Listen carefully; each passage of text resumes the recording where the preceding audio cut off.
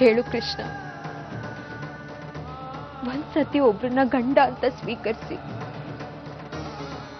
ಅವ್ರಿಗೆ ಜೀವನನೇ ಸಮರ್ಪಣೆ ಮಾಡಿದ್ಮೇಲೆ ಅವ್ರನ್ನ ಮರೆಯೋದು ಹೇಗೆ?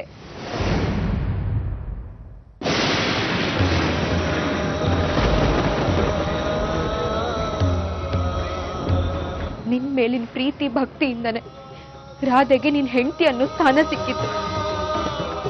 ನನ್ನ ಪ್ರೀತಿನ ದೂರ ಮಾಡಬೇಡ.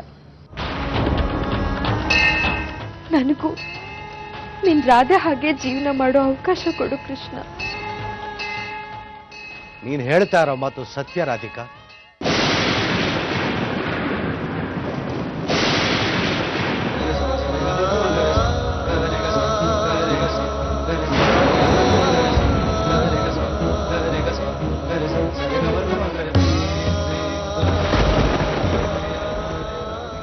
ನಾನು ತಪ್ಪು ಮಾಡ್ಬಿಟ್ಟೆ ಕೂಸೆ.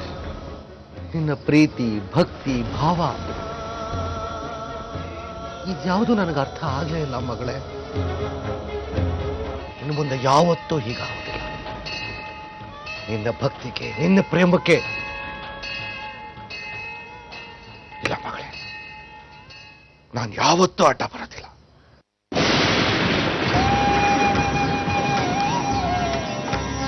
ನಿನ್ನ ಮದುವೆ ಆಗುವಂತ ನಾನು ಒತ್ತಾಯ ಮಾಡೋದಿಲ್ಲ ಮಗಳೇ.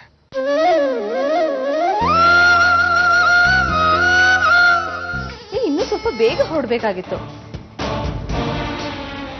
ವಿಶಾಖ ಈ ಮನೇಲಿ ಒಂದ್ ಕಡ್ಡಿ ಕೆಲ್ಸನೂ ಮಾಡ್ತಾ ಇಲ್ಲ, ಯಾವಾಗ್ಲೂ ಸೋಂಬೇರಿ ತರ ಬಿತ್ಕೊಂಡೇ ಇರ್ತಾಳೆ ಅಂತ ನಿಂಗೆ ಗೊತ್ತಾಗ್ತಾನೆ ಇರ್ಲಿಲ್ಲ.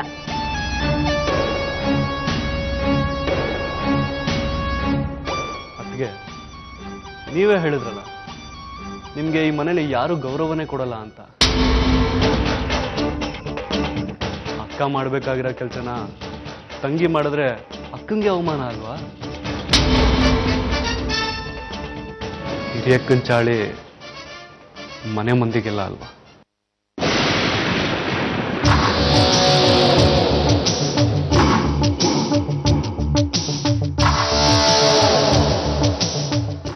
ರಾಧಿಕಾ ಮದುವೆಗೆ ಒಪ್ಕೊಂಡ್ಲಾ? ಇಲ್ಲಮ್ಮ, ನಾನೇ ರಾಧಿಕನ ಮಾತು ಒಪ್ಕೊಂಡಿದ್ದೀನಿ.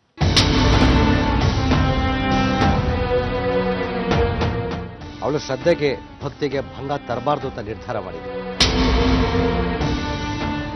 ನಾನು ರಾಧಿಕನ್ಗೆ ಮದುವೆ ಮಾಡಲ್ಲ.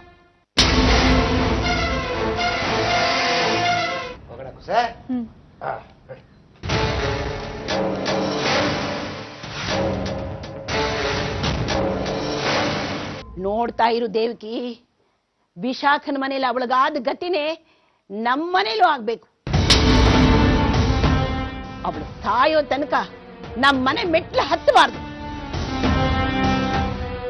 ಆಗ ಮಾಡ್ತೀನಿ ಆ ದರಿದ್ರ ಪಿಂಡಕ್ಕೆ.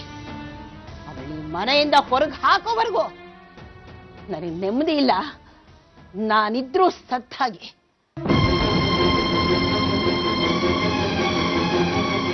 ನಿನ್ ಲೈಫ್ ನಲ್ಲಿ ಏನ್ ಸಾಧನೆ ಮಾಡ್ಬೇಕು ಅನ್ಕೊಂಡಿದ್ಯೋ ಅದ್ರ ಬಗ್ಗೆ ಗಮನ ಕೊಡು. ಈ ಟೈಮ್ ಎನರ್ಜಿ ಎಲ್ಲ ಇಲ್ಲಿ ಯಾಕೆ ವೇಸ್ಟ್ ಮಾಡ್ತಿದ್ಯಾ? ಯಾಕೆ ಅಂದ್ರೆ ನಾನು ಈ ಮನೆಗೊಂದು ಮಗು ಹೆತ್ಕೊಡ್ಬೇಕು. ಅಂದ್ರೆ ಅಂದ್ರೆ ನಾನು ಈ ಮನೆ ಉತ್ತರಾಧಿಕಾರಿಗೆ ತಾಯಿ ಆಗ್ಬೇಕು. ಆಗ ಮಾತ್ರ ನನ್ಗೆ ಈ ಮನೆ ದುಡ್ಡು ಆಸ್ತಿ ಸಿಗುತ್ತೆ. ದುಡ್ಡುಗೋಸ್ಕರನೇ ನಾನು ಇಲ್ಲಿರೋದು. ಅದಕ್ಕೋಸ್ಕರನಾದ್ರೂ ನಾನು ವಿಶ್ವ ಮಗುಗೆ ತಾಯಿ ಆಗ್ಬೇಕು. ನನ್ ಮದ್ವೆ ಆಗಿ ಮನೆಗೆ ಬಂದಾಗ ಏನೇನೋ ಮಾಡ್ಬೇಕು ಅಂತ ಆಸೆ ಇಟ್ಕೊಂಡಿದ್ದೆ. ಅದಕ್ಕೆ ಅಂತ ಸ್ವಲ್ಪ ದುಡ್ಡು ಸೇವ್ ಮಾಡಿದ್ದೆ. ನಮ್ ತಂದೆನೂ ನನಗೆ ಅಂತ ಸ್ವಲ್ಪ ದುಡ್ಡು ಕೊಟ್ಟಿದ್ರು. ಬಟ್ ನನಗಂತೂ ಯಾವ ಸಾಧನೆನೂ ಮಾಡಕ್ಕಾಗ್ಲಿಲ್ಲ. ಅದನ್ನ ನೀನ್ ಯೂಸ್ ಮಾಡ್ಕೋ. Thank you Ramyaka, thank you so much. ನಾನಿನ್ನು ಹೀರೋಯಿನ್ ಆಗಕ್ಕೆ ಹೆಚ್ಚು ಟೈಮ್ ಬೇಕಾಗಿಲ್ಲ.